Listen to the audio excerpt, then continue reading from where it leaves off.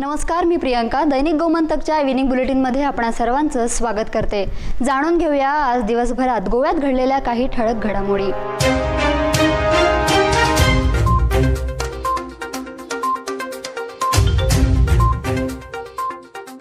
गोव्यात माटोळीचा बाजार सजलाय. नवधान्य बांधण्यासाठी केवणीच्या दोऱ्या आणि काठीची गरज असते.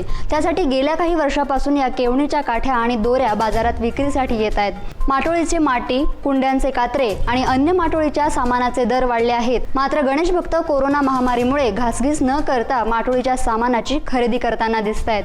विदेशासह भारतातही एकूण 38 शाखा असलेल्या ASGI हॉस्पिटल्स या नामांकित ग्रुपतर्फे गोव्यात 39वी शाखा 2 पावला येथे सुरू करण्यात आली आहे. मान्यवरांच्या हस्ते या हॉस्पिटलचे उद्घाटन झाले.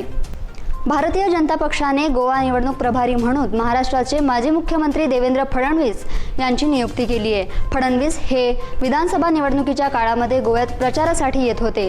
गोव्यातील निवडणुकीची जबाबदारी महाराष्ट्रातील नेत्यांकडे दिली जाईल अशी अटकळ होती, कारण भाजपचा सगळा भर उत्तर गोव्यातील मतदारसंघावर आहे.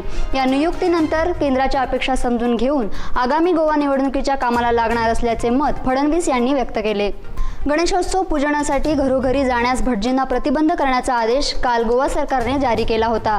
मात्र काही तासाच्या आतच हा निर्णय मागे घेण्याची वेळ सरकारवर आली. या निर्णयानंतर सरकारला आदेश दुरुस्तीच्या कानचिप्या भाजपकडून मिळाल्या. 1957च्या MMDR कायद्यात 2015 साली केलेल्या दुरुस्तीमुळे आपल्याला गोव्यात 2037 पर्यंत खनिज उपसण्याची मुभा मिळाली असल्याचा दावा वेदांता या बड्या कंपनीने केला होता. हा दावा सर्वोच्च न्यायालयाने फेटाळून लावला. त्यामुळे राज्यातील खनिज साठ्यांच्या लिलावाचा मार्ग मोकळा झालाय. वेदांताच्या याचिकेप्रमाणेच गीताबाला परुळेकर यांनी दाखल केलेली त्याच स्वरूपाची याचिकाही सर्वोच्च न्यायालयाने निकालात काढली.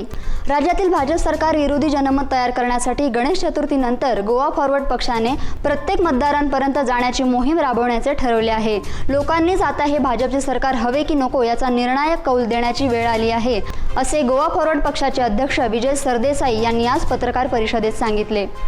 राज्यात कोरोना विषाणूची स्थिती सध्या नियंत्रणात येऊ लागल्याने गेल्या वर्षीच्या तुलनेत यंदा दक्षिण गोव्यात पर्यटकांची संख्या वाढताना दिसते.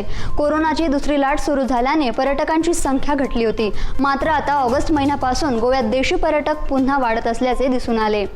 येणाऱ्या काही दिवसात ही संख्या आणखीन वाढण्याचीही शक्यता आहे. गोवा राज्यातील 18 वर्षावरील लोकसंख्येचा विचार केला तर 100% लोकांनी कोरोना प्रतिबंधक लस घेतली आहे.